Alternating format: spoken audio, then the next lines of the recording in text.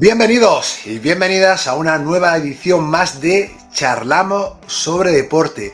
Hoy me salgo un poquito del mundo de la canasta, que como saben es el que más me apasiona, pero igualmente seguimos con el deporte y en este caso hablamos de fútbol.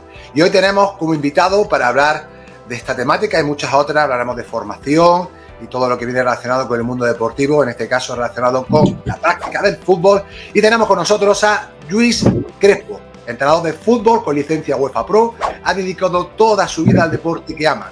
Se define como una persona formada con sólidos conocimientos de fútbol, habilidades analíticas, organizado y comprometido con los proyectos en los que participa. En cuanto a su trayectoria deportiva como entrenador en categorías de formación, ha pasado por varios clubes como el LF Premier Barcelona, el CEL Hospitalet, el Fútbol Club Martinet, Escola Fútbol Gava, el Atleti Vilafranca, además de haber estado un tiempo en la India, que ahora también un poquito le preguntaré sobre ello. Y actualmente se encuentra en las filas del Club Vilanova del Camí como coordinador y entrenador en la categoría Sub-9.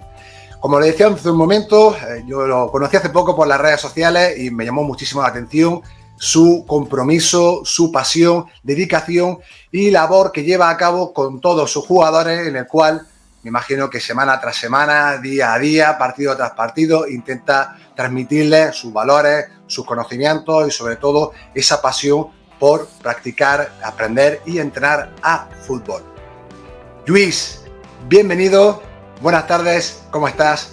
¿Cómo te encuentras? Muy bien, Antonio, muchas gracias por contar conmigo para charlar un poco. Vamos a disfrutar un poco de hablar de lo que nos gusta y a ver qué surge, ¿no?, de lo que hablemos. Fantástico. Pues, Lluís, normalmente siempre, aunque toco áreas de educación, deporte y psicología, siempre realizo esta primera pregunta tipo a todas las personas que pasan por este humilde canal. Y es la siguiente, Lluís. Bajo tu punto de vista, ¿qué cualidades o competencias crees que debe tener una persona que se dedica a entrenar al fútbol? Competencias y cualidades. La cualidad más importante creo yo que tiene que ser buena persona. La cualidad. También creo que otra cualidad creo que tiene que ser honesto. Honesto, sinceridad, que viene a ser lo mismo. Competencia, que sepa de lo que habla, ¿no? Que esté formado, que esté preparado. No cualquiera puede formar. Yo soy muy pesado con esto. También, es un mundo un poco abstracto esto de quién tiene que ser entrenador. Creemos que todo el mundo puede ser entrenador, ¿no? Ya hablaremos más sobre ello. Pero un poco eso, ¿no? Que sea buena persona y honesto creo que es vital. La honestidad, de hecho, el jugador o la jugadora lo valora muchísimo y muchas veces nuestros mensajes tienen que estar en coherencia con aquello que decimos para luego realmente llevarlo a la práctica, porque en ocasiones, no sé si te ha pasado a ti en algún momento, a veces por la propia dinámica, que se te puede escapar alguna cosa o hacer algún tipo de comentario que a lo mejor no se adecua tanto y eso puede llegar a generar a veces algún tipo de... No siempre tiene que ser por el mensaje, sino también, y esto lo estudio mucho en educación, cuando hablamos de aportar el feedback, tanto a alumnos, en este caso a jugadores, de también cómo interpretan las personas el feedback que aportamos nosotros a los jugadores. En ese sentido, ¿tienes alguna experiencia relacionada con el tipo de feedback, de que a lo mejor algún mensaje haya podido ser interpretado de alguna manera cuando tu intención era otra totalmente distinta?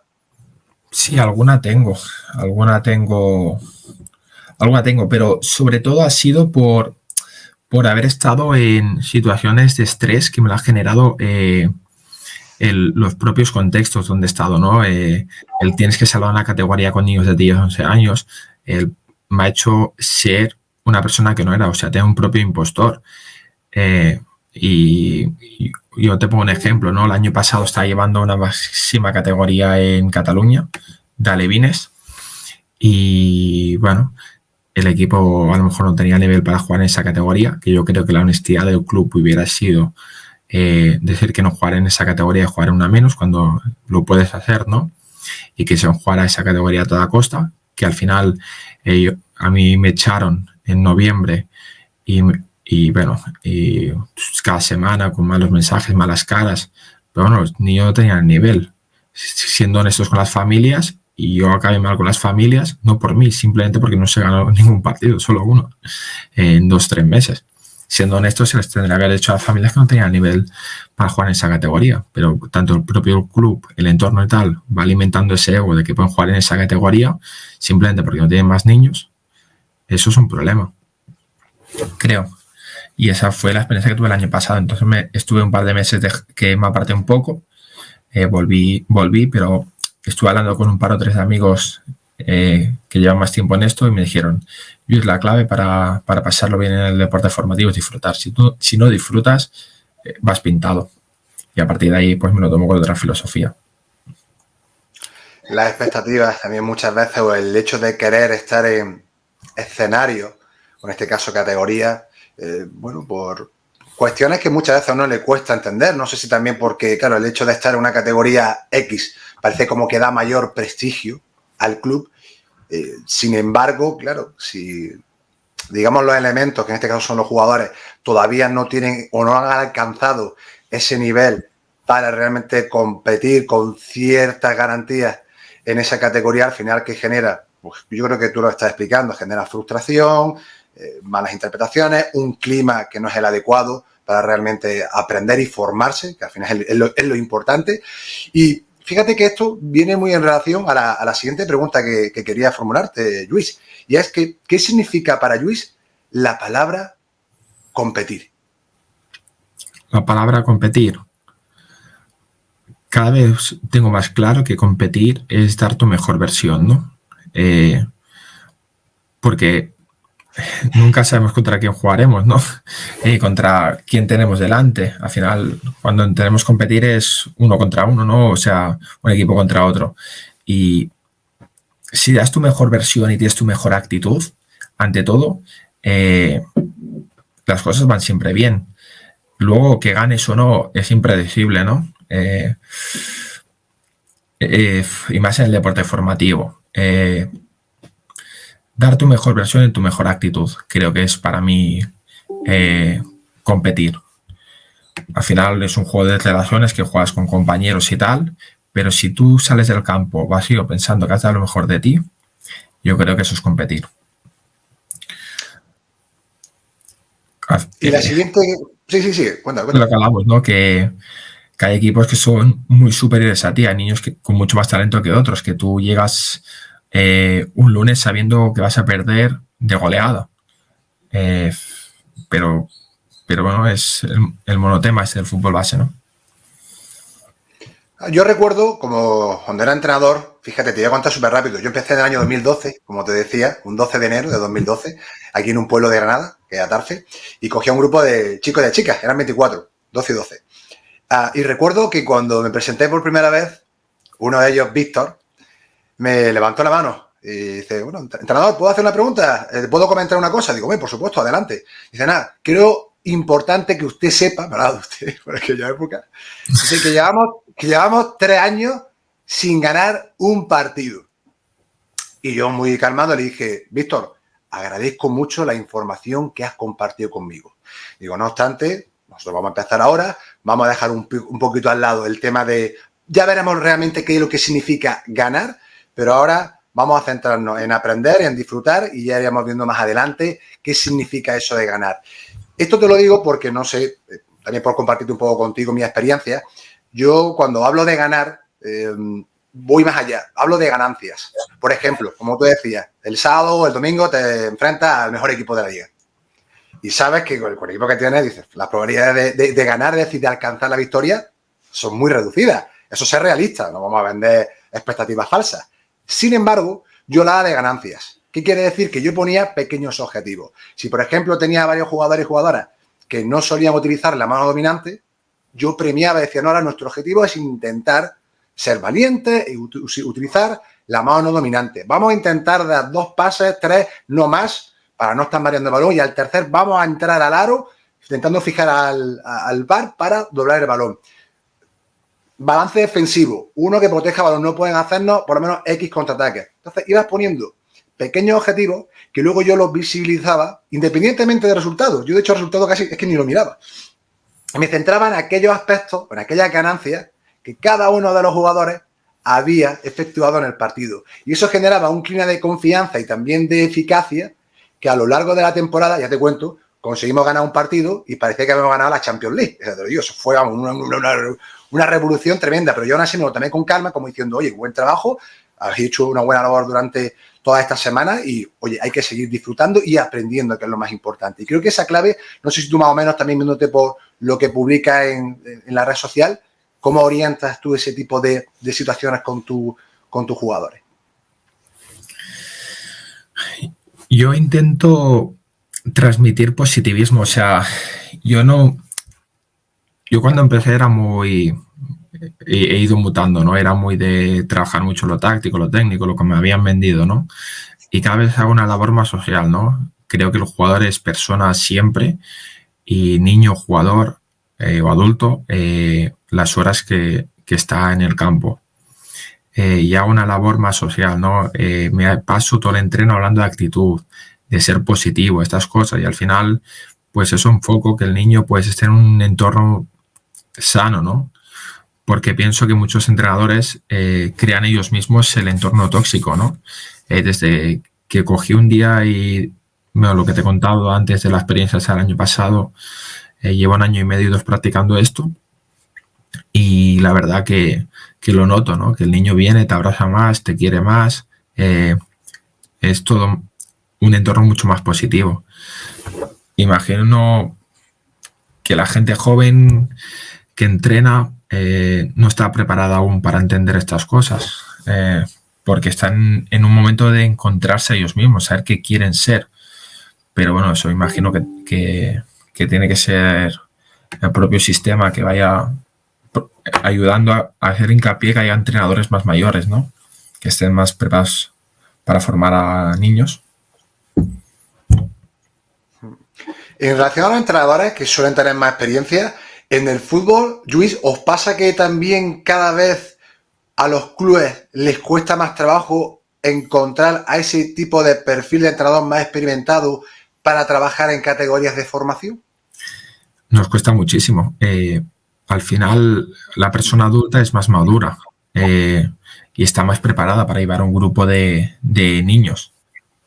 Al final tenemos mucho impacto en la vida del niño y te encuentras en todos los equipos niños críos de 16, 17 años entrando a niños pequeños y esos propios niños no saben ni quién son ahora mismo y es un problema por los comportamientos que tienen, las actitudes.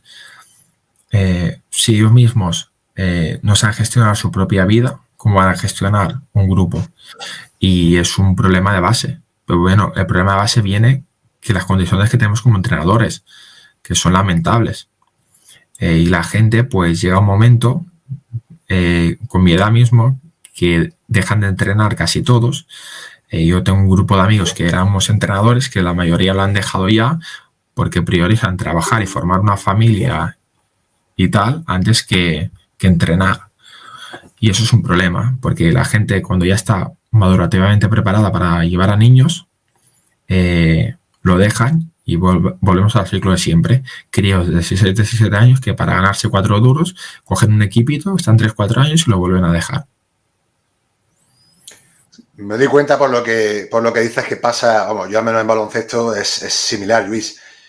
Prácticamente es algo que se está dando y que lleva años reproduciéndose. Y es una de las cuestiones que cuando, bueno, yo incluso siendo jugador y también como entrenador, veía pues con bastante frecuencia cómo a la hora de formar la base, que bajo mi punto de vista es una de las etapas más sensibles y más importantes en el proceso madurativo y formativo de los jóvenes o de los niños y de las niñas, pues dejan precisamente por esa falta de personal con mayor experiencia a aquellas personas que son más jóvenes. Ojo, que habrá de todo, obviamente, ¿no? Ya sabemos que siempre hay de todo, pero el porcentaje o la probabilidad de que esa persona pues tenga ese bagaje, esa madurez en cuanto a los procesos de enseñanza, aprendizaje, hombre, por norma general no es lo mismo que una persona que ya tiene ese bagaje, que tiene esa experiencia, que tiene ese conocimiento del juego, que evidentemente pues insisto, también va a tener una mayor probabilidad de ejercer una mejor formación. Aunque también soy consciente de que influyen muchas variables en este sentido,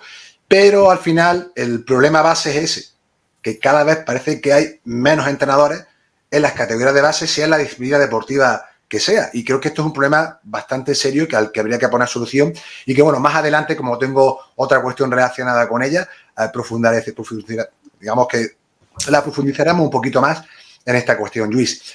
Otro aspecto que también me interesaría saber al final por tu labor como entrenador es qué aspectos técnicos, tácticos, cognitivos, físicos, afectivos sueles trabajar tú o les das mayor importancia a la hora de formar a tus jugadores.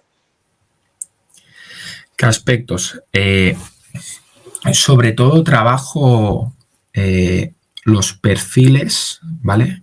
Hablando de aspectos técnicos tácticos, perfiles y controles y tal, sobre todo lo que va con la mecánica del cuerpo, pero lo trabajo en base al juego libre. Intento jugar de manera muy libre y a través del juego ir corrigiendo al jugador. Escuchaba mucho a Guardiola, escucho mucho a entrenadores y Guardiola siempre comenta que los jugadores mejoran jugando. Y tú en un entreno haces un 4 contra 4 más 2 y a través del juego ir mejorando al jugador. Creo que es la clave o la manera que yo entiendo esto. Y luego, pues lo que te comentaba anteriormente, hago mucho hincapié en la actitud, en el positivismo y estas cosas. Y poco a poco construyendo quién quiero ser. Uno de los debates bastante también que suelen ser frecuentes en el mundo de la canasta, y te lo paso a ti al mundo del fútbol, es el hecho de el trabajo técnico-táctico. ¿Qué va antes, no? Como se diría refrán, ¿no? ¿Qué va antes el huevo o la gallina? Es decir, ¿qué va antes? ¿La técnica, la táctica? Pues yo quiero entender, por lo que has dicho, que sueles dar libertad, ¿no? Es decir, utilizas el juego libre a la hora de entrenar a los jugadores. Es decir, que en cierto modo utiliza una metodología por descubrimiento. Es decir, tú les das las herramientas, los estímulos y los materiales a través también del feedback o de las correcciones que tú vayas observando, pero en cierto modo das libertad, ¿no? A tus jugadores para que ellos vayan construyendo, vayan descubriendo y vayan averiguando por sí mismos. Yo le voy haciendo preguntas. Te hago una pregunta tipo que hago, ¿qué jugador está solo? Por ejemplo. Y a partir de ahí pues tienen que investigar cuando tiene balón quién está solo. O yo les he explicado siempre que la espalda tiene que mirar para el público. Es una forma de que vaya mejorando. Yo sé que el perfil al final, el jugador se puede perfilar según esté el balón y tal, pero les digo sobre todo que tenga la espalda mirando para el público. Si es lateral, pues mira hacia la banda. Si es defensa, mira hacia detrás de la portería. Si es medio, se puede perfilar de manera que vea todo el campo. Pero yo a partir de ahí les digo siempre, ¿dónde tiene que mirar? ¿Sabes? ¿Tienes bien el cuerpo? Hago preguntas que al final ellos lo van entendiendo. O, bueno, un poco así. Pero hago un juego muy libre. Intento poco material y que vayan descubriendo el juego. Al final los mejores jugadores han salido de la calle. No sé, en el fútbol, ¿no? Messi, Pelé, Maradona. Pero también hago mucho hincapié que jueguen mucho, que practiquen muchas horas. No me gusta la gente sedentaria, que se pasa el día jugando a la Play y estas cosas. Y en relación al trabajo analítico, Luis, ¿lo llevas a cabo también con tus jugadores o digamos un poco, no sé si lo tendrás más o menos contemplado, qué porcentaje aproximado, ¿no? ¿Trabajas de juego libre o de parte un poco más técnica, analítica con tus jugadores de formación? ¿O qué opinión tienes al respecto sobre ello? La parte analítica la intento hacer en base a juegos, ¿no? Un juego que es en el último entreno, para que te pongas en contexto, ¿vale? Puse 3 conos, un zigzag y hacer el 3 en talla, por ejemplo, ¿sabes? Primero sin balón y luego con balón. Ya estás trabajando una parte analítica, ¿sabes? De parte analítica estás trabajando coordinación, estás trabajando conducción, estás trabajando varias cosas. Por ponerte un ejemplo, ¿eh? Sí, digamos que la enriqueces a través del juego. O sea, que no es la típica de pase, no, golpeo, tras, regate, repetir, a repetir. a ti te habrá pasado. El niño adulto, cuando son adultos, también entrenan adultos, vienen 1 hora y media a entrenar. Si tú le quitas el balón, no disfrutan y es un problema. Le tienes que meter balón como sea. Al final yo creo que si estás formado y estás preparado para ser entrenador, tú puedes darle muchas vueltas a cómo preparar un entreno donde haya balón y donde el jugador disfrute. Porque yo creo que la primera premisa que tendría que haber al montar un entreno es que el jugador disfrute. Claro, eso está clarísimo. Y además coincido mucho contigo, sobre todo porque, bueno, al final yo por mi formación cuando era jugador había una parte, a veces, bueno, no sé si, sé que tú eres más joven que yo, pero yo recuerdo, Luis, cuando entrenaba baloncesto, que a veces antes de los entrenamientos nos poníamos ya a correr durante media hora alrededor del pabellón o de la pista. Y en muchas ocasiones yo ya siendo joven decía, yo quiero balón, o sea, necesito, o sea, hazme esto pero con balón, no me quites el balón de las manos. Y es algo que considero que es muy importante, o sea, al final el compromiso motor relacionado con el uso del balón, bajo mi punto de vista, es importantísimo. Yo sé que también hay determinados perfiles de entrenadores, bueno, me acuerdo que, bueno, hay varios de ellos, era Mazkovic, por ejemplo, uno que estuve en Málaga, ¿no? Que trabajaba, él es verdad que sobre todo en categorías mini, y te voy a plantear esta cuestión, y aprovecho, Luis, él decía que no podía, digamos, trabajar quizás aspectos tácticos o incluso meterle juego cuando previamente no tenían un dominio de determinados recursos técnicos. Es decir, incluso llegaba a decir de que había niños que, bueno, por su coordinación o por sus experiencias previas, también un poco relacionado a lo que tú has dicho, por los nuevos tiempos, los niños ya no juegan en la calle como antes, o al menos mi percepción. Entonces van un poco con esas carencias de coordinación a la hora de enfrentar esa práctica deportiva. Tú, en tu caso, ¿estás notando esas carencias de coordinación, de motricidad en tus jóvenes jugadores? Yo noto en mi club donde estoy ahora que, o sea, estoy coordinando y he vuelto al pueblo porque me propusieron coordinarlo porque han montado de nuevo el fútbol base y es como una acción de romanticismo, ¿vale? Tenemos el fútbol base nuevo, tenemos 4 o 5 equipos ahora mismo, tenemos poquitos. Noto que tenemos un equipo pre-Benjamín que yo todo lo que hago con mi equipo, mi Benjamín, no podría, porque no saben ni hacer ni un control ni conducción. O sea, este equipo sí necesitaría un trabajo analítico. A lo que me comentabas antes, ¿qué trabajas tú? Yo te he explicado un poco lo que trabajo yo, pero yo creo que cada equipo necesita una cosa diferente, ¿no? Como entrenador te tienes que adaptar. Yo el otro Benjamín, o sea, el Benjamín este que te comento, que tiene incluso un par de niños alevines, este equipo, porque es un equipo lúdico, digamos, que no compite, no juega ningún partido, este equipo, que yo los veo, interactúo con el entrenador y tal, este equipo no podría ni hacer nada móvil, o sea, tiene que ser todo analítico. Los niños le dan con la punta del pie. En el fútbol, darle con la punta es un gran qué, dar un pase con la punta. Al final, el jugador que domina un poco los aspectos técnicos le da con el interior un pase. Y es un problema. Hay niños alevines que le dan con la punta. Incluso que pisan el balón y se caen. Y yo lo noto, o sea, ese equipo es un problema. Pero claro, ¿dónde está el problema? Que estos niños no han salido mucho a la calle, puede ser. Que no han practicado deporte hasta ahora. No sé.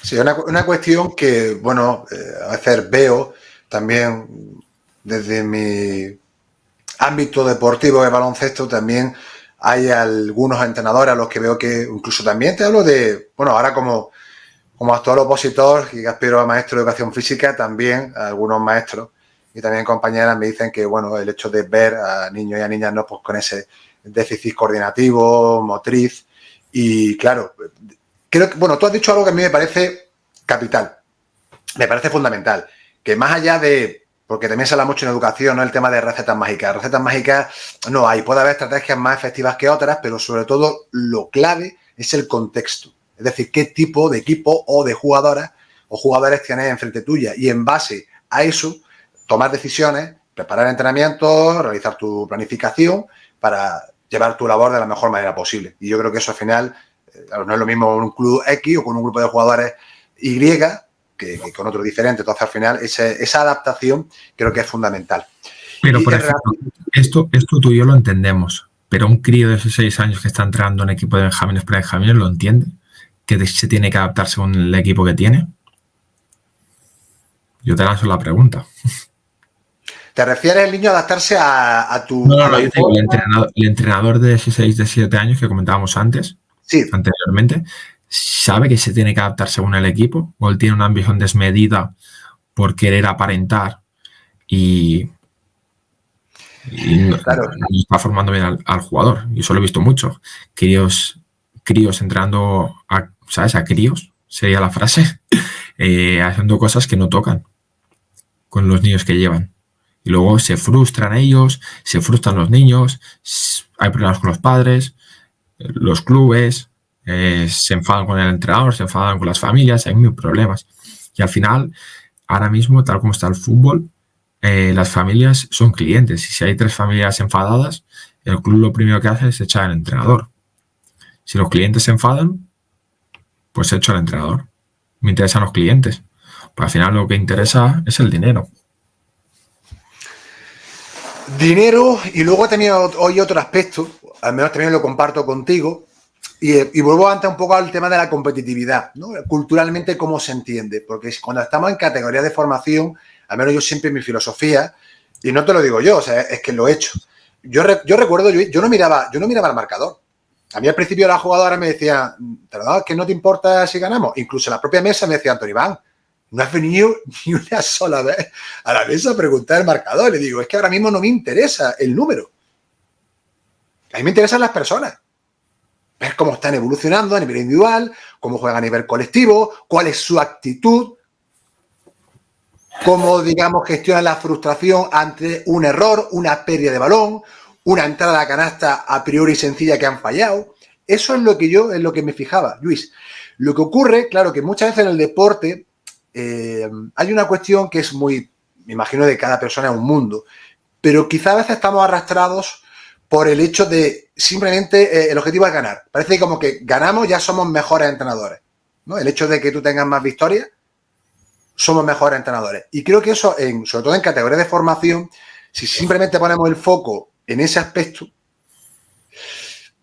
creo que podemos desvirtuar un poco los procesos de enseñanza-aprendizaje, sobre todo el mensaje que enviamos también nosotros, ¿no? Como al final, tú lo sabes, tú eres un referente para tus jugadores, por lo tanto, el ejemplo que damos nosotros en ese sentido creo que es muy importante. Mira, la gente quiere ganar para escalar. Los entrenadores, no de la base, quieren ganar para escalar, para llegar más lejos. Pero la gente no se da cuenta, los entrenadores de base, que tú llegas más alto según caigas bien a la persona que te tiene que dar la oportunidad. No hay más misterio. Si tú tienes un amigo que está metido en una cantera, pues seguramente vas a entrar en la cantera, por mucho que hayas perdido todos los partidos de la base. O sea, con tu equipo de base. Y no hay más que, o sea, lo más importante es cómo hablen de ti los jugadores que llevas, ¿no? En el caso como entrenador. Y ya como persona, cómo hablen de ti las personas que viven en tu día a día, ¿no? Y ojalá el día que me vaya a este mundo digan que era buena persona y el día que me encuentre jugadores me saluden. Yo pongo un ejemplo que me pasó antes de ayer. Me encontré un jugador en un centro comercial a 1 hora de casa y el jugador vino volando, me abrazó y me dijo, te echo de menos. Estamos de vacaciones de Navidad y joder, estoy creando un impacto hacia ese jugador.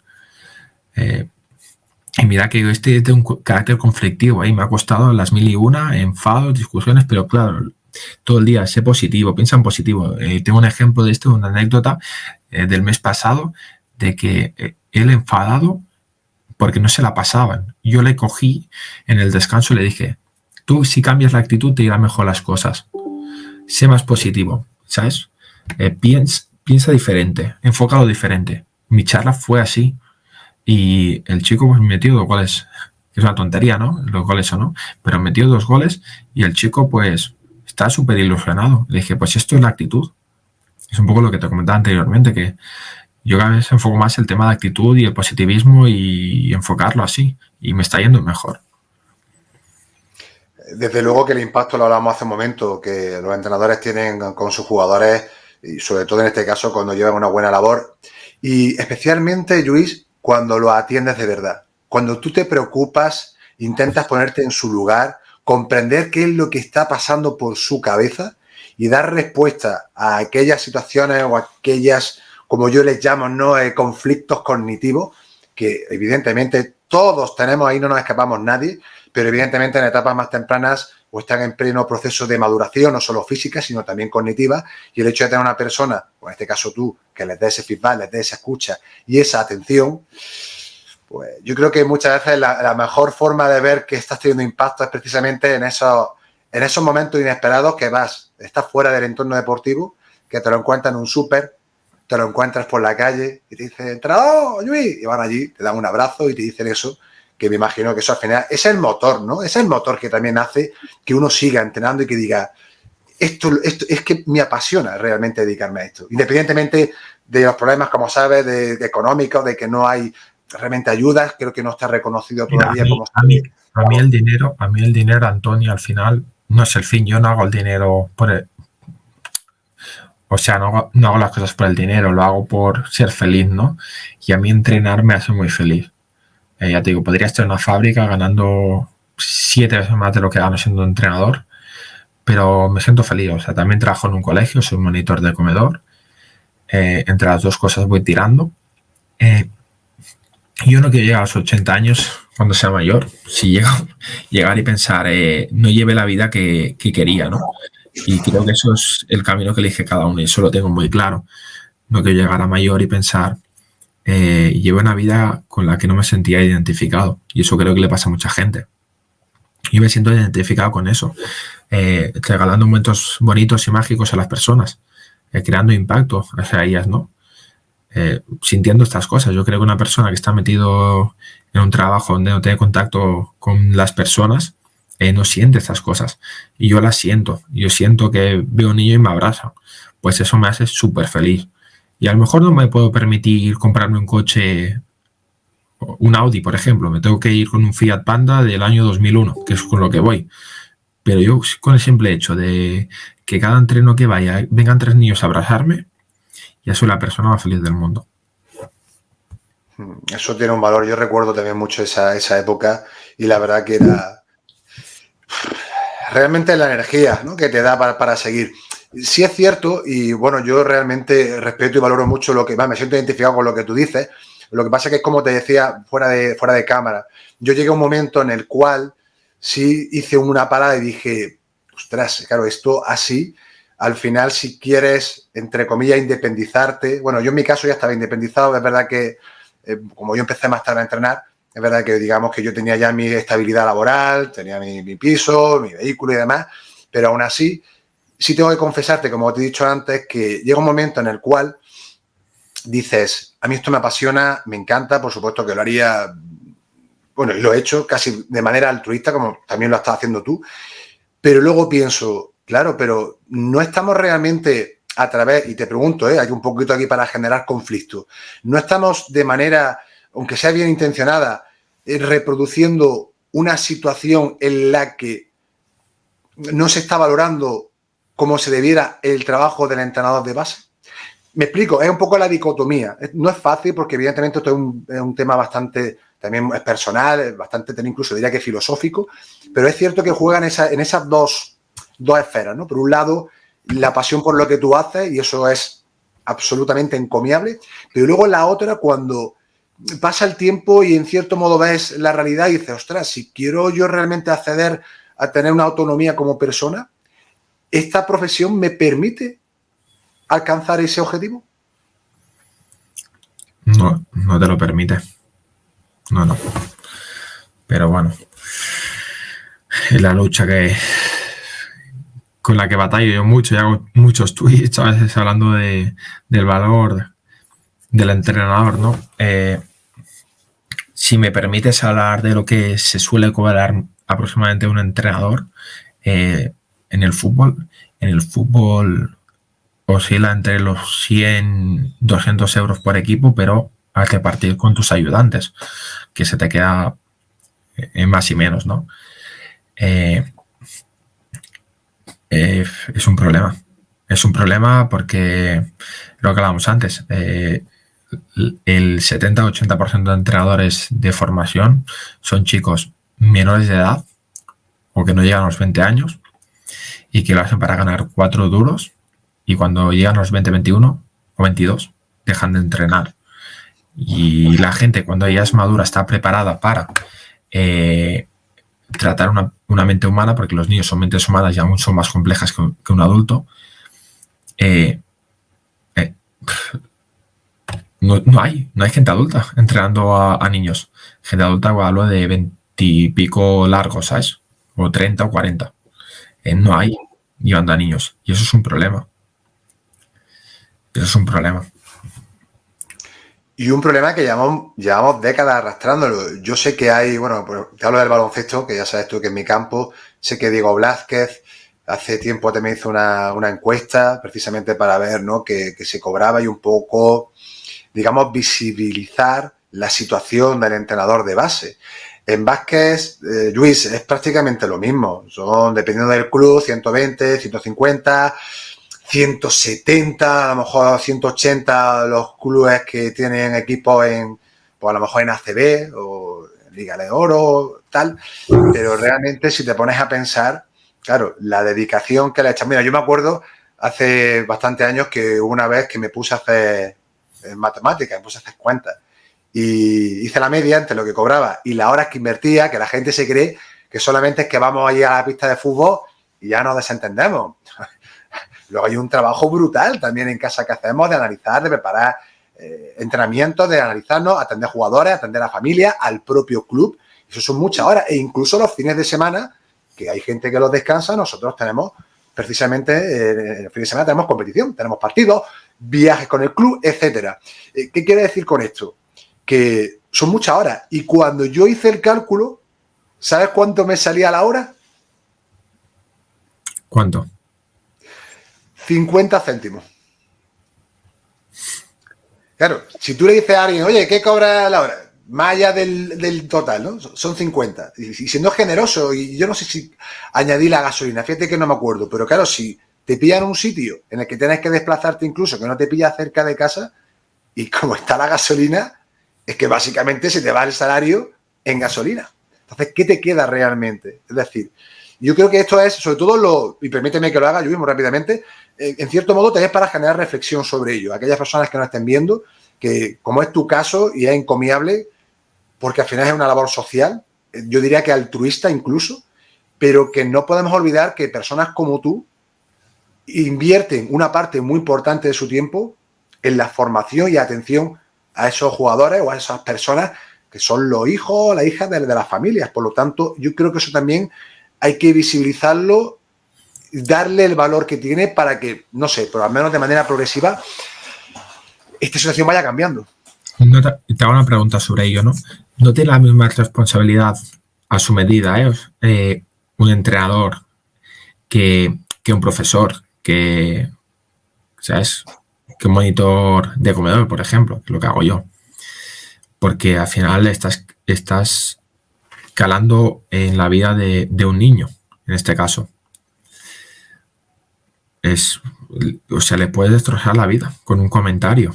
Yo, por ejemplo, voy a un niño con un poco de sobrepeso, le llamo regordete, que hay entrenadores que lo han llegado a decir, o te pesa el culo, alguna cosa así, y le destroza la vida. Lo puedes hundir en la miseria. Y es un problema, o sea, por eso yo soy muy pesado en que se tiene que valorar al entrenador, porque tienes el tesoro de unos padres en las manos y que cualquier cosa que digas o cualquier trato malo que tengas les puede destrozar la vida. Que eso también es una cosa que se acumula. O sea, los entrenadores son jóvenes, los coordinadores son jóvenes. ¿Quién hay con 2 dedos de frente llevando un club? Casi nadie. Y al final, ¿qué ocurre ahí? Que vamos aprendiendo a base de trompicones, porque yo sé que al final la vida es un proceso de ensayo-error, de eso estoy de acuerdo, pero yo entiendo también que hay que minimizar el error al máximo posible, entendiendo de que equivocarse, hay que equivocarse, pero hay que tener una serie de cuestiones, al menos yo le llamo basales, sobre todo en cuanto al trato con las personas, pero ya no te hablo solamente de los más pequeños, sino también entre nosotros, Luis, entre compañeros, entre entrenadores de diferentes clubes. Es decir, al final estamos todos en el mismo saco. Tenemos objetivos muy similares en cuanto, sobre todo, a la formación de los jugadores. Entonces, yo creo que eso al final hay que generar esa... Yo lo he intentado, espero que, no sé si con mayor o menor éxito, pero sí generar esa comunidad.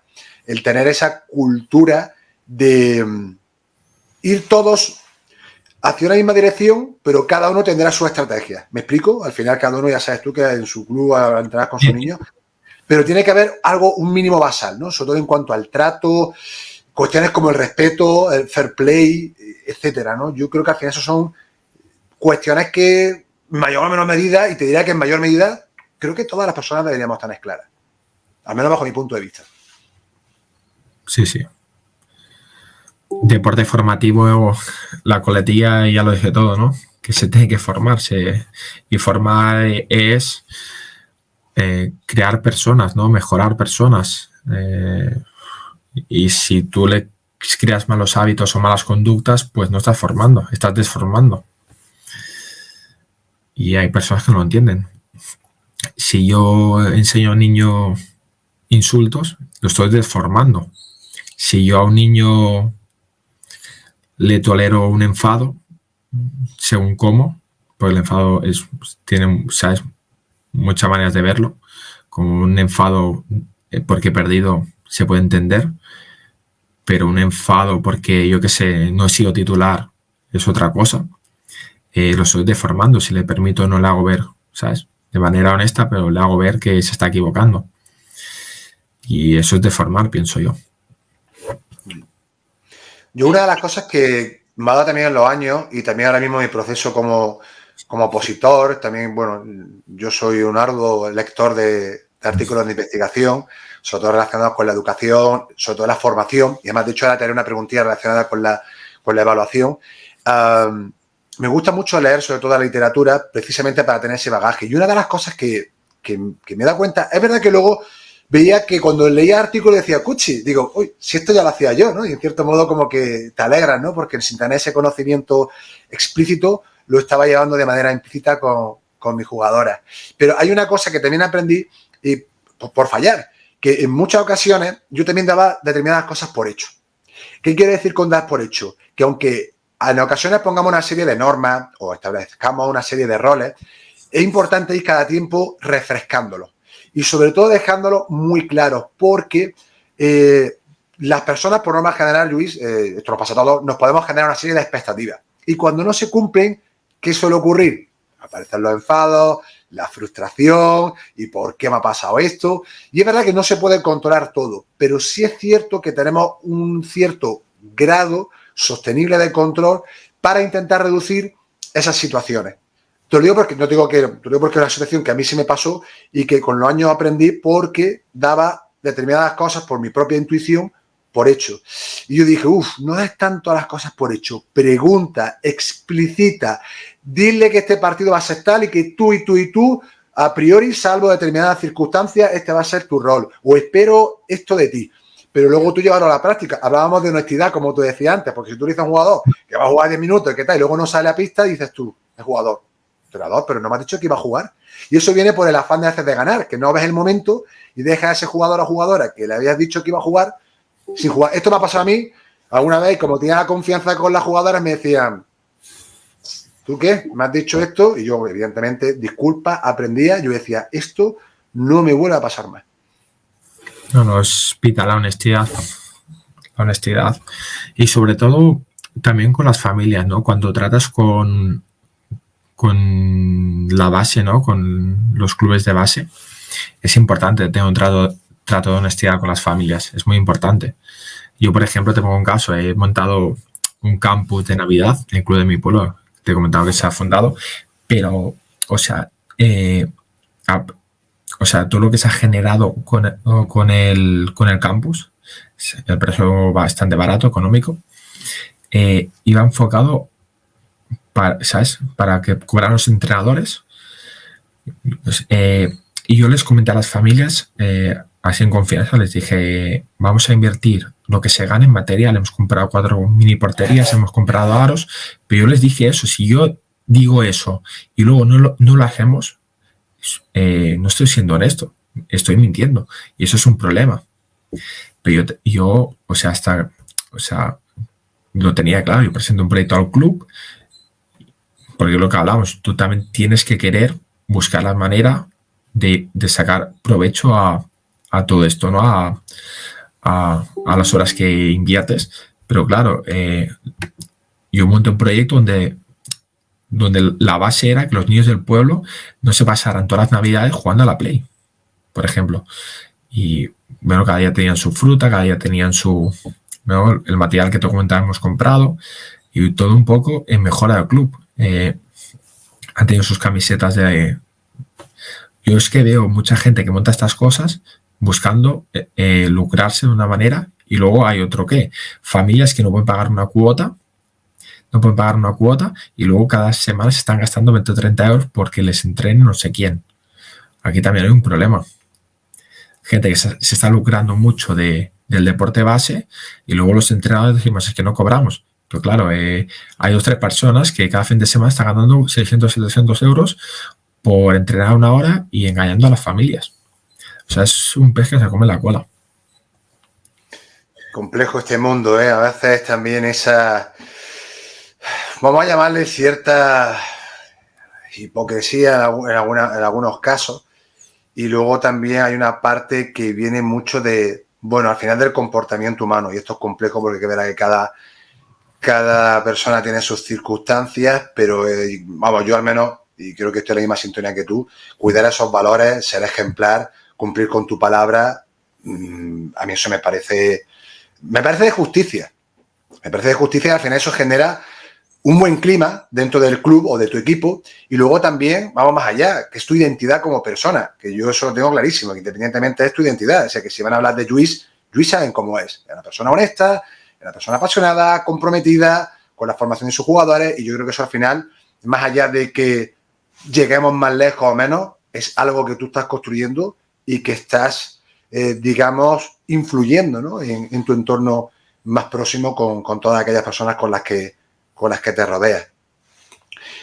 Lluís, mira, tenía curiosidad por preguntarte, y también ahora yo como aspirante a opositor, en cuanto a la evaluación de tus jugadores, ¿lleva algún tipo de, no sé si registro, algún instrumento para hacer un seguimiento de cómo va progresando tus jugadores? Yo a principio de temporada hago 5 o 6 ítems sobre los controles, perfiles, por ejemplo. Este jugador solo controla con esta pierna. ¿Vale? Me lo preparo y lo apunto. Porque yo, lo que te comentaba, yo busco mucho a través del juego libre e intentar mejorar al jugador. Hago estos 5 o 6 ítems e intento, pues, a medida de ir practicando mucho juego libre durante el año, ir parando, ir mirando dónde mejorar. Pero bueno, pongo los ítems, pongo el nombre de los jugadores y a partir de ahí pues voy mirando en qué debe mejorar el jugador.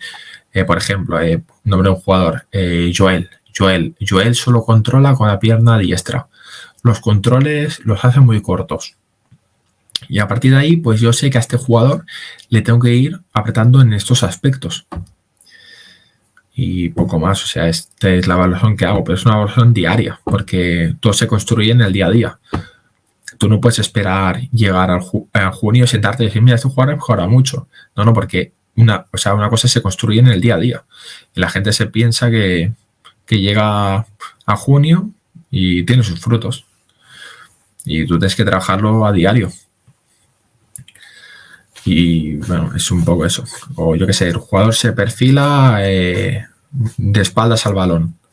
Coloca el cuerpo de espaldas al balón cuando tiene el balón. Pues ya sé que a ese jugador le tengo que apretar mucho cuando tengamos el balón, nuestro equipo. Cosas así. Sí, normalmente en las evaluaciones, cuando tú inicias, por ejemplo, una sesión de entrenamiento, Luis, ¿tú explicitas los objetivos que quieres alcanzar en esa sesión a los jugadores? ¿O directamente empiezas con lo típico? No sé si ahora el calentamiento, como hacemos, ¿no? Parte principal y vuelta a la calma. No sé si siga esa estructura de sesión de entrenamiento. O haces otra. Hago un calentamiento, hago 2-3 tareas y luego un poco de vuelta a la calma. Yo me encuentro este año que me tengo que adaptar, que son niños que, por eso practico mucho juego libre, adaptarse un poco al contexto. Son niños que necesitaban esto. Yo si llevara otro contexto, a lo mejor pues explicaría más el contenido, me explayaría más, pero sí que llevo Benjamín, pero tengo 3-4 niños de 7 años. Estos niños, si les hablo más de un minuto, desconectan y empiezan a hacer volteretas ahí en medio. Tengo que ir al grano. Tengo que decir tu peto y a jugar.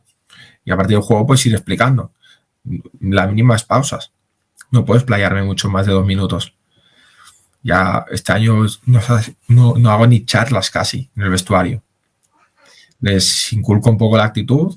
Tuvimos 2-3 semanas malas que vi que tuvieron un bajón de actitud, porque bueno, los 2 primeros meses se ganan todos los partidos, ¿sabes? Ellos mismos creyeron que eran más de lo que eran y tuvimos 2-3 semanas malas y a partir de ahí les dije, mira, la actitud está siendo negativa, pero no hablo ni de táctica ni nada, porque creo que a estas edades no se tiene que hablar de táctica. Y un poco eso, o sea, este año me toca hablar lo mínimo y ejecutar. Ya te digo, he entrenado adultos, he entrenado juveniles, he entrenado cadetes, he tocado todas las categorías y más de una vez. Y depende de cada categoría, pues te tienes que adaptar a ello. Desde luego, ya lo decíamos antes, que la adaptación al final al contexto es fundamental. Hemos tocado un poco el tema de la familia, Luis. ¿Qué papel crees que deben tener la familia en el deporte formativo? Pues la familia yo creo que tiene que ser un acompañante, ¿no?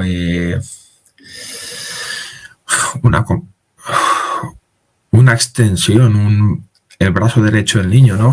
Que la ayude en todo, pero desde el mensaje positivo.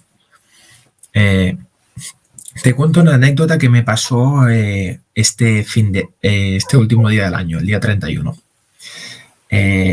Fui a un torneo, ¿vale? De esos torneos que se montan clandestinos, que lo montó un amigo y me dijo llevar un equipo. Y me tocó llevar un infantil. Era un grupo de infantil que, al final, como se cuentan puntas de manera libre, era un grupo de infantil que en su liga iban últimos o penúltimos. Tenía incluso un jugador que era su primer torneo, no había jugado nunca en ningún partido. Y como se monta de manera libre y se pueden apuntar, se ve que una madre se apunta a última hora y su hijo jugaba un poquito mejor, ¿no?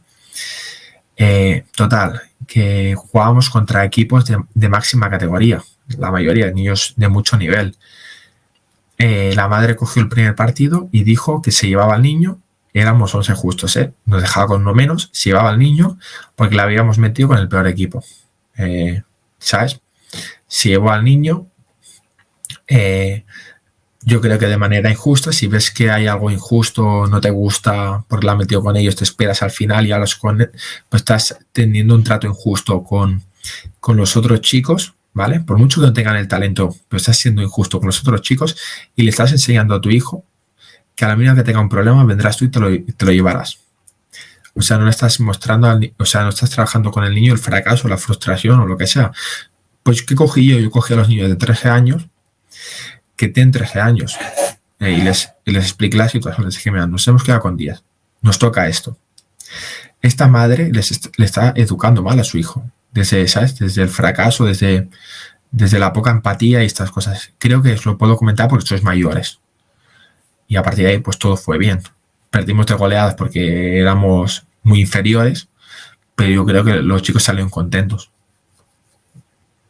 Un poco lo que me tocó vivir hace 4 días.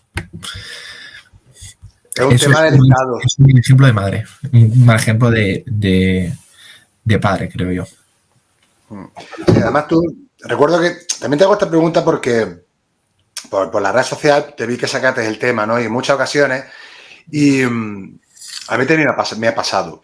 Es cierto que son los menos, porque es un porcentaje pequeñito, lo que pasa es que hace mucho ruido, eso es muy notorio y muy impactante, pero yo tengo que decir, al menos en mi experiencia, que la gran mayoría de familias, vamos, cero problema, al contrario, algunas, bueno, de hecho me han ayudado, me han animado y se han portado genial conmigo. Sin embargo, si hay personas, familias concretas, que hacen al final pero un daño, yo sé que no lo hacen o quiero pensar que no lo hacen con mala intención. Al final todo esto, corrígeme si me equivoco, no sé qué impresión tienes tú, Luis, parte también de una mala gestión emocional.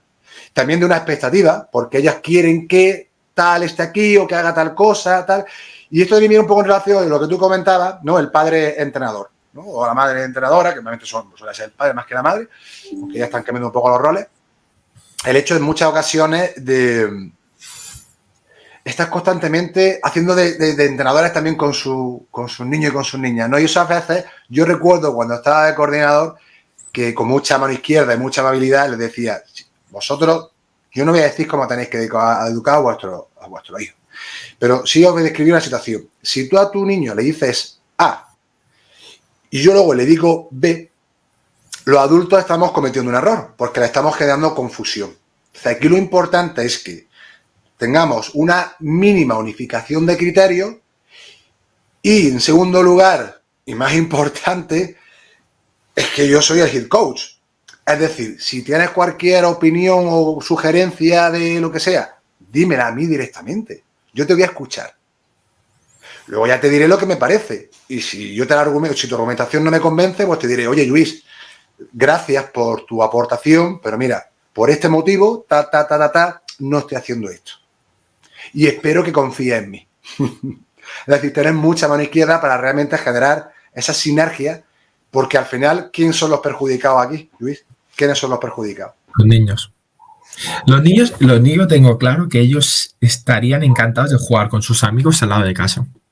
O sea, no sé si os pasa en básquet que los padres los mueven por categorías, pero imagino que es cuando... Bueno, yo creo que muchos padres quieren moverse tanto y cada vez me doy más cuenta que es porque tienen una situación de infelicidad no en casa, una situación de poca estructura en casa, que saben que si pasan todo el día en casa van a haber discusiones, que hay poca armonía en casa. Y voy llegando más a esta conclusión, ¿no? Y que prefieren pegarse 2 horas en carretera que estar en casa discutiendo y tal. Por ejemplo, cada vez llego más a esta conclusión. O prefieren estar un fin de semana de torneos antes que estar pasando el fin de semana en un camping con la familia. Porque, bueno, hay poca armonía. Las personas cada vez son más inestables, cada vez son más inestables en ese sentido. Un poco lo que nos está llevando a la sociedad, ¿no? Mira, yo a este respecto, Luis, como te decía que leo mucha investigación, tú sabes que el consumo de antidepresivos y ansiolíticos en los últimos 10 años se ha disparado, no sé si en un más de un 30 o un 40%. O sea, algo falla. Algo está fallando y sé que son muchas las variables que influyen. De hecho, ahora mismo me encuentro en pleno proceso de investigación para ver realmente cuál es la causa, cuál es el origen. Porque bajo mi punto de vista, sobre todo especialmente por las redes, para mí lo fácil o lo que veo, lo más sencillo es describir un problema. Pasa esto, lo señalamos, lo denunciamos, vale, fantástico. Pero ¿qué es lo más difícil y lo que más brilla por su ausencia?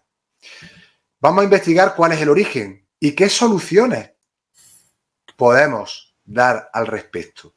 Y eso no lo veo tanto. ¿Pero por qué? Porque también eso genera que una inversión de tiempo, un desgaste cognitivo, ahora tienes que ponerte a estudiar, tienes que preocuparte, tienes que indagar y la gente quiere las cosas más caídas, que se las da en bandeja, no me hagas pensar demasiado, que si no las neuronas ya se me van por aquellos derroteros. Y creo que eso también forma parte de nuestra propia responsabilidad individual, como ciudadanos, como personas, del hecho de saber qué está pasando, qué estamos haciendo, ¿no? Como sociedad no solamente a nivel individual, sino también, como no, a nivel colectivo. Yo creo en este punto, ¿vale? Por la experiencia de mi madre, que lo hemos hablado anteriormente, Sí. que mi madre ha pasado una depresión y tal, me he dado cuenta durante este último año que todos son hábitos, ¿no? Ser buena persona es un hábito que se crea. O sea, tú puedes ser si tú a diario actúas con bondad, creas este hábito. Es como el ejemplo de saludar, ¿no? Yo saludo cada día a las personas por la calle, creo este hábito, es del inconsciente, ¿no? Por eso, la persona que se piensa que todo es una mierda, crea este hábito. ¿Y qué pasa? Que se ha educado desde la sobreprotección, creo yo, y que los críos, que ahora son adultos, no toleran mucho el fracaso, que cuando hay un fracaso se hunden y fracasamos constantemente, estamos fracasando constantemente durante todo el día. Si analizas cualquier fracaso, yo qué sé, intento levantar la mesa y no la puedo levantar. Eso se le llamaría fracaso. No, pero lo hablas con las personas sobre este tema y te dicen que la palabra fracaso es muy grande. Pero para mí eso sería un fracaso, ¿no? Intentar coger la mesa y que se te caiga es un fracaso. A pequeña escala, pero es un fracaso. Y la gente pues no tolera estas cosas. Y un poco esto.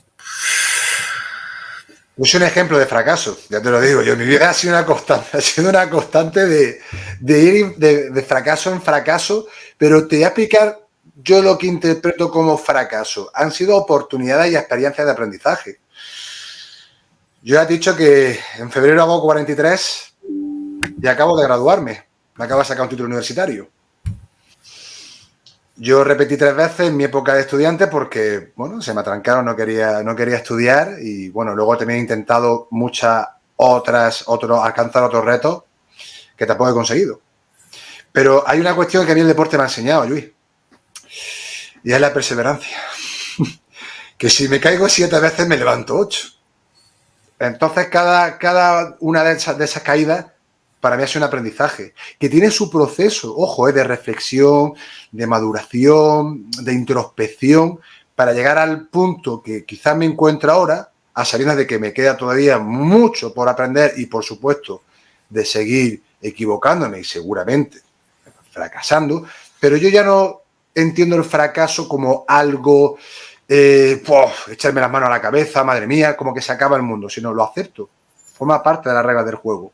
Y lo aprovecho como una oportunidad de aprendizaje. Cuando tú cambias ese foco y estás relacionado con las expectativas, voy al día a día, Luis. ¿Que hay algo que sale peor? Digo, perfecto, a ver, ¿qué es lo que he hecho mal? Anoto, vale, bien. Ahora, ¿cómo puedo mejorarlo? Ese afán de mejora. Y ya tener esa actitud, o al menos te comento mi experiencia, es lo que me ayuda a tener esta energía y esta ganas de seguir aprendiendo, de seguir compartiendo y simple y llanamente, pues por ejemplo, el estar hablando contigo, el tener esa curiosidad, conocer a otras personas, a qué se dedican, qué piensan, cómo trabajan. Para mí eso también es un aprendizaje. No, al final somos una marca personal que nos tenemos que proyectar y la actitud es clave, ¿no? Depende de la actitud que yo tenga aquí en esta hora que hablemos, hora y media, tú vas a tener una imagen de mí mejor o peor y yo tengo que dar mi mejor versión aquí, un poco lo que hablamos al principio de todo, la mejor versión, ¿no? Un poco enfocado y intentar tener tu mejor actitud en todo lo que hagas. Luego tendrás más talento o menos, pero intentar dar lo mejor de ti. Y creo que es cuando va mejor las cosas. Y es un poco el hábito este que intento crear, ¿no? Al menos conmigo, ser positivo, pensar que todo puede salir bien. Luego podrá salir mal, pero cuando ya creas el hábito, todo va mejor porque se te acercan más las personas. No tienes tantos problemas, porque cuando tú sales de casa y piensas que va a ser una mierda al día, acaba siendo una mierda al día. Y es así. Cuando piensas que va a salir bien, pues hay algo mal, pero acaba saliendo bien. ¿Sabes? Las energías positivas te traen cosas positivas siempre. El pensar en positivo te trae cosas positivas. Y cada vez pienso más en estas cosas. Yo fíjate, Luis, que yo me considero una persona optimista, lo digo honestamente, enérgica, pero con los años y siempre, y lo sigo siendo, me considero una persona creo que bastante positivas, pero con los años, más que positivo, intento ser realista, no generarme expectativas. Te pongo un ejemplo muy tonto. Yo ahora, imagínate que te digo, Luis, es que mi sueño es ser jugador de la NBA. Entonces, tú me dirías, Antonio, que me encanta tu positividad, tu energía. Oye, tío, sí, que físicamente pues estás bien. No te quiero echar tu sueño. No. Cuando yo digo positivismo, me refiero en pensamientos positivos, me refería a otras cosas, no crear expectativas falsas, ¿no? Yo no puedo decir voy a ser futbolista profesional cuando me costaba contra el balón casi, ¿sabes? Me centraban porque no me costaba. Pero pensar en positivo, voy encarado a pensar que todo irá bien, que saldremos adelante, que tendremos salud, cosas así más a pequeña escala, que luego puedes pensar eso y que vaya mal, o pensar en positivo, en que, yo qué sé, en que el mundo no está en contra tuyo. También es un pensamiento positivo. Crea el hábito de ser buena persona, como te comentaba. Yo sí te trato bien hoy, estoy creando un hábito, porque ya he ido creando este hábito, y tú luego, pues mañana a lo mejor me vas a querer dar los buenos días, o cuando haga esta charla me das las buenas noches, pues porque ya he creado este hábito de ser buena persona. Es un poco este trabajo diario, es un poco ir construyéndome y poco más. O sea, creo que las buenas personas se construyen y creo que todo el mundo se puede construir. Eso de que se nace siendo buena persona o no, creo que cada uno tiene sus rasgos, pero tú puedes conseguir ser buena persona a través de lo que vivas, o de igual que una persona pierde 40 kilos, una persona puede pasar de un carácter que es negativo a un carácter muy positivo. No, yo te he entendido. Quería hacer esta matización porque seguramente muchas personas que nos puedan estar escuchando, tú lo sabes. Yo muchas veces hago estas preguntas, en cierto modo, con cierta retórica, porque yo entiendo perfectamente, bueno, creo, entiendo perfectamente, pero la clave está, y yo por eso te digo que cuando me refiero a realista, es el hecho de controlar las expectativas. ¿Qué quiero decir? Sobre todo en marcarme objetivos que crea que yo pueda alcanzar con una cierta probabilidad de éxito, siendo realista, pero luego está la otra parte que yo entiendo tuya, que ¿qué prefieres levantarte? ¿No? O sea, pensando en que, no, como diría, el corazón del otro día más, ¿no? O ahora tengo que ir a trabajar otra vez, otra vez lo mismo. Pues hombre, yo digo siempre que cada uno haga lo que quiera. Yo de verdad que no me quiero meter, pero yo, por ejemplo, soy agradecido. ¿Sabes? Más que agradecido con lo que tengo. Y a lo largo de mi vida, pues he pasado situaciones también. Y hace poco también una absolutamente devastadora, Luis, pero devastadora, no te puedo hacer ni idea. Pero aquí también entra tú cómo decides afrontarla. ¿Qué haces? ¿Te hundes en el pozo de manera sistemática? Yo me niego. Entonces, cuando me veo así, digo, no. Intento buscar mecanismos para seguir teniendo, digamos, dándole sentido a lo que hago, un propósito. Y sobre todo también, no solo por ayudarme a mí a encontrarme mejor conmigo mismo, sino también para la gente que me rodea, también como mi familia, intentar darles una versión amable y sobre todo que construya. No sé si más o menos estamos en esa línea, sobre todo cuando hablamos de positivo, que no es estar siempre hiper happy de que todo es el mundo maravilloso, no, sabemos que o sea, las emociones son incontrolables, tú no puedes estar siempre contento ni feliz. Yo puedo enfadarme. Te pongo un ejemplo. Ayer con mi hermana, que es adolescente, que tiene sus prontos, ayer pues yo estuve toda la tarde medio enfadado porque tuvo uno de sus prontos, que está en esta tonta, ¿no?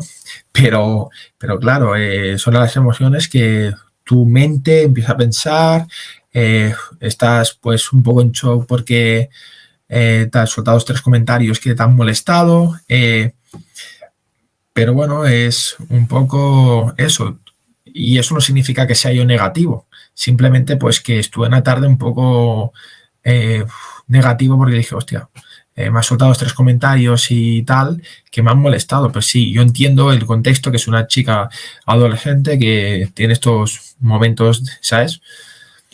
Y Y bueno, me abro aquí en canal contándote esto, pero un poco esto. Y no siempre, o sea, las emociones. Yo un día puede ser mi aniversario y ponerme a la 1 de la mañana a cantar porque es un día feliz para mí. Y hay otra persona que su aniversario no la quiere ni celebrar. El ejemplo de mi padre. Mi padre, por ejemplo, es su cumpleaños y es el peor día del año casi para él. Y, por ejemplo, yo cumplir años, a lo mejor es que soy joven aún, pero monto la fiesta, solo en casa.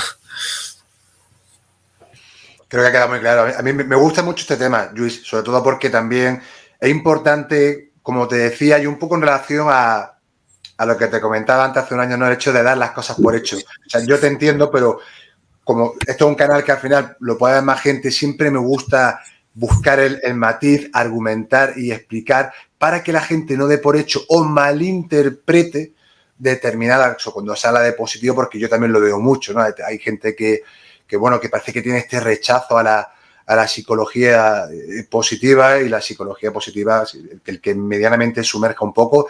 Evidentemente todo es discutible, yo entro ahí, pero hay una base que es muy clara, que eso no quiere decir que vayas por la vida siendo feliz constantemente, de que todo vaya genial. No, hombre, la vida... Además que la vida nos pone en nuestro sitio. Si es que por mucho que quieras, mirar la vida... Te pongo un ejemplo de positivismo. Yo he escrito un libro, ¿vale? Con una editorial que se llama Libro Fútbol de... Ay, verdad. Vale, he escrito un libro. Y estoy esperando a que se publique. Yo soy positivo porque sé que se publicará. No voy a pensar negativo de que me van a hacer el lío, por ejemplo, ¿sabes? Pues, o sea, eso vengo a decir con el positivismo, ¿no? Eso es un claro ejemplo, que yo pienso positivamente que se va a publicar ese libro. Ser negativo sería pensar que no se va a publicar. Ese libro pues se publicará en los próximos días. Pero pensar en positivo, ¿no? Pensar en positivo que se va a publicar. Y si no se publica, Luis, ¿tú cómo gestionarías esa situación? Aún pensando positivamente, si no pues, se cumple... Pues si no se publica, pues me tocaría levantarme y volver a intentarlo. Ya está. Así es que eso, por eso hay que quede claro que no, aunque tengas un pensamiento en el que es proactivo, que es decir, oye, esto va a pasar. Bajo mi punto de vista, la clave es que si no pasa, que no se acabe el mundo, no es como decir, oh, madre mía, yo pensaba, ahora qué hago, tal, sino simplemente es decir, vale, perfecto que no, voy a seguir intentándolo, que si no es aquí, pues voy a otro sitio. La puerta se te puede, o sea, la puerta se te puede setar, o sea, o que algo no vaya bien, porque son cosas que no puedes controlar, pero yo creo que se te abren muchas más, siempre que tengas una actitud positiva y tú quieras.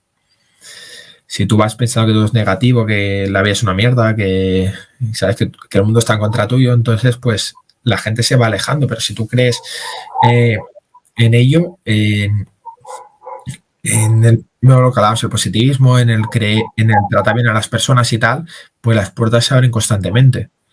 Yo, por ejemplo, me pasó eso el año pasado del club, que me echaron y tal, y me llamaron de golpe 4 o 5 clubes. Estuve en un club lejos de casa, ya estuve en un club del pueblo, y yo qué sé, y en este último año me han llamado para ir a entrenar a 3 o 4 países diferentes, que no daba el paso por mi madre. O sea, yo tenía hecho para irme a China primero y ahora a otros. Estuve en la India en verano también, me han llamado a 3 o 4 sitios, pero no he dado el paso por un motivo, porque tengo a mi madre mal y no quiero irme, ¿sabes? Hasta pasado verano. Y eso te preguntan, oh, es que no te has ido, no sé qué, habías dicho que te ibas. Yo no me voy a explayar mucho, pero simplemente no me voy porque mi prioridad ahora mismo es mi madre. Y eso vamos, haría lo mismo en tu lugar. Al final son prioridades. O sea, al final la familia es lo primero.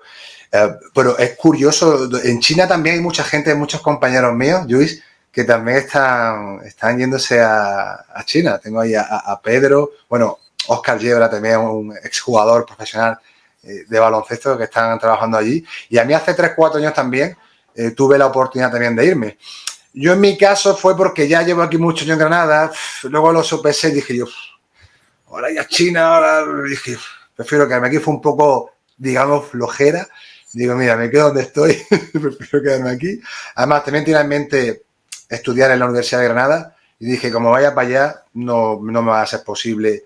Y además también porque yo sé que en la vida no hay, digamos, siempre dicen que hay tiempo para todo, pero yo creo que es verdad que hay etapas en las cuales tienes mayor, digamos, facilidad para hacer unas cosas que otras, ¿no? No lo mismo que con 25 años, lo mismo que 45, que eso no quiere decir que no lo puedas hacer, obviamente, pero al final las circunstancias hay una mayor probabilidad de que haya un cambio en el transcurso de esos años. Y Luis, para ir cerrando ya esta charla, me gustaría acabar con estas últimas 3 preguntas de cierre. La primera de ellas, ¿cuál es tu entrenador favorito? Mi entrenador favorito de fútbol, ¿no? Entiendo. Bueno, si quieres coger otra disciplina, no importa, ¿eh? Vuestro tu entrenador de fútbol o de lo que tú consideras oportuno. Mi entrenador favorito es Guardiola, o sea, yo creo que Guardiola ha evolucionado el fútbol en muchas cosas, tanto en el juego, en la manera de pensar, en los entrenamientos, ha mejorado el juego. Es que es el mejor para mí, Guardiola. ¿Y tu jugador? Mi jugador.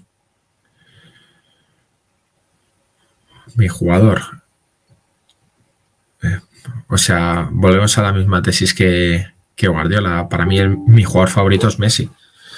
O sea, es tan bueno. Es el mejor.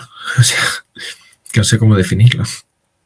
El mejor, ha marcado que no conozca a Lionel Messi a nivel mundial como a Michael Jordan. Te podría decir ahora jugadas como Haaland, como Mbappé, que son los actuales, pero es que ya lo decía Guardiola el otro día, que tenés que hacer 2 balones de oro, uno para Messi para siempre y uno para la actual. O sea, Messi es casi el mejor. Desde luego que sí. Luis, ¿sueñas en algún momento con llegar a ser entrenador de fútbol profesional? Sueño con ello, sí. Pero cada vez tengo más claro que tengo que vivir el día a día, construir el camino. Esta charla, por ejemplo, forma parte de mi construcción como entrenador, porque al final me has ayudado a ser mejor. Y lo que venga en el futuro será, yo sé que si trabajo mucho en el día a día y doy mi mejor versión, trato bien a las personas y tal, pues se puede dar.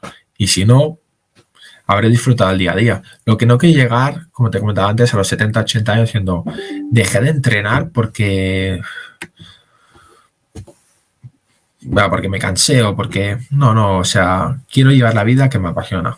Y ya te digo, o sea, si tengo que viajar fuera, tengo que ir, tener la maleta preparada para lo que sea y vivir de ello, porque tarde o temprano nos iremos de este mundo y no quiero arrepentirme de la vida que he llevado, porque esto es la vida. O sea, en esta última semana de Navidad se han muerto 2 jóvenes de donde vivo, de mi pueblo, que es pueblo pequeño, de 14.000 habitantes, se han muerto 2 jóvenes, uno de 2 años menos que yo y uno de 2, 3 más, de accidentes de coche.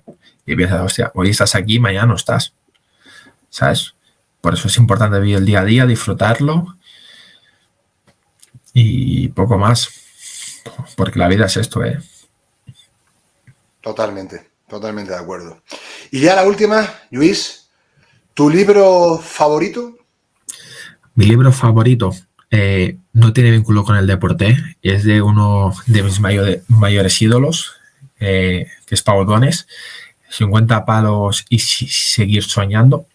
Ese libro, seguro que sabes cuál es. Yo me quedo con los 20 mandamientos, que no lo haya leído que lo lea, y te voy a leer uno, ¿sabes? Desde mi propia cabeza, que comenta así: que no tengamos miedo, que no odiemos, que la vida son 4 días y 3 pasaron ya. Este mandamiento me encanta, porque es así, no tenemos que tener miedo ni odiar, porque la vida son 4 días y 3 se han pasado.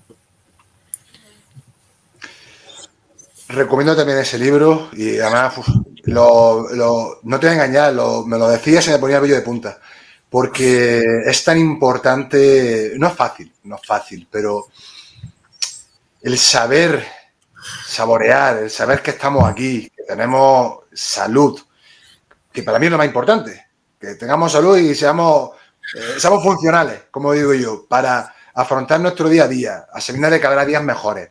Otros no serán tan buenos, otros serán una mierda, hablando en plata, te lo digo así. Pero tener esa actitud de, en cierto modo, resiliencia, es decir, también un poco ser resistente a esos golpes o reveses que en momentos determinados te da la vida, porque la vida es así. Y a todos, más tarde, más temprano, ya sea de manera directa o indirecta, nos van a llegar a esas situaciones realmente que son muy complicadas. Antonio, que por ley de vida yo voy a tener que entregar a mis dos abuelas que aún están vivas o a mis padres, por ley de vida. Si todo va bien, me va a tocar. Y tengo que tenerlo asimilado, por poner un ejemplo. O pueden pasar mil cosas dramáticas. Pero claro, ahí entra la capacidad de levantarme. Ahí tengo dos opciones. Tirarme por un puente o seguir caminando. No hay más. El día que falte, yo que sé, mi padre o mi madre, ¿qué hago? ¿Me tiro por un puente o sigo viviendo? Es que no... O yo que sé, si algún día tengo hijos o lo que sea, y si me muere un hijo, ¿qué puede pasar? Son circunstancias. Al final estamos de paso, ¿no? ¿Qué hago? ¿Me hundo en la miseria o sigo viviendo? Que es muy complejo todo. Desde luego, muy, muy difícil, pero al menos tener esa mentalidad, sobre todo ser consciente en cierto modo. Sí, dime. Si tuviéramos una bola de cristal y supiéramos qué va a pasar en cada día, la vida sería aburrida, sería una mierda, ¿no? Si tuviéramos aquí una bola de cristal y supiera, mira, en 20 años estaré, yo qué sé, casado y con 3 hijos, por ejemplo. Diría, si ya me has leído mi libro de vida, ya me lo has leído. Prefiero ir encontrándomelo en el día a día y que cada día sea algo novedoso, ¿no? Por eso también quiero crear estos entornos que... crear yo estos entornos que me lo vaya encontrando y a base de mis actitudes y mis, ¿sabes? Y que cree ese camino de quién quiero ser. A través de tus actitudes, al final son las acciones, tus hechos, eso, sí. Al final esa praxis diaria es lo que te decía también hace un rato, ¿no? Lo que termina tu persona, tu identidad como ser humano, y al final eso es lo que queda, de forma sempiterna. Pues Luis, llegamos aquí, suena la señal final del partido, llegamos aquí al final y qué decirte, ha sido un verdadero placer. ¿Hemos ganado o hemos perdido? Aquí hemos arrollado los dos, ¿sabes? Esto es victoria, esto son ganancias más que de sobra. Eso es, eso darlo más que por hecho. Y bueno, si me permite desde mi posición, animarte a que sigas con esa mentalidad, que sigas con esa ilusión, que sigas con ese compromiso y con esa pasión, porque créeme que tal y como está la vida hoy en día, o al menos bajo mi percepción, hay demasiado ruido, y cuando te encuentras a personas que quieren sumar, que quieren realmente compartir, ¿no? y hacer un poquito mejor este mundo, como te decía, tan rápido, tan volátil y tan difuso, se agradece muchísimo. Así que yo te animo a que sigas, como diga el Cholo, ¿no? Partido a partido, mejorando y disfrutando cada día. Y nada más, que bueno, si quieres aquí despedirte y dejarnos algunas palabras, pues este momento es todo tuyo. No, bueno, esto que comentabas, que de ser mejores personas, ¿no? Que al final, en 100 años mismo, todos los que estamos en este mundo seremos una caja de pino, ¿no? Y lo más importante es la huella que dejemos en las personas, ser buenas personas, porque ¿qué importa? O qué valor tiene enfadarnos, discutirnos, si eso al final es una mierda. Y y genera ambientes negativos y tóxicos. Lo más bonito es crear, ¿sabes? Energías positivas, ambientes positivos, estar contentos, ¿sabes? Disfrutar. Al final estamos de paso. O sea, las personas somos una simple circunstancia. De lo que hemos comentado en los últimos minutos con Antonio. Hoy estamos y mañana no estamos. O sea, que el día de mañana nos vayamos y digan, este tío era buena persona. Y yo lucho por cada día ser mejor persona.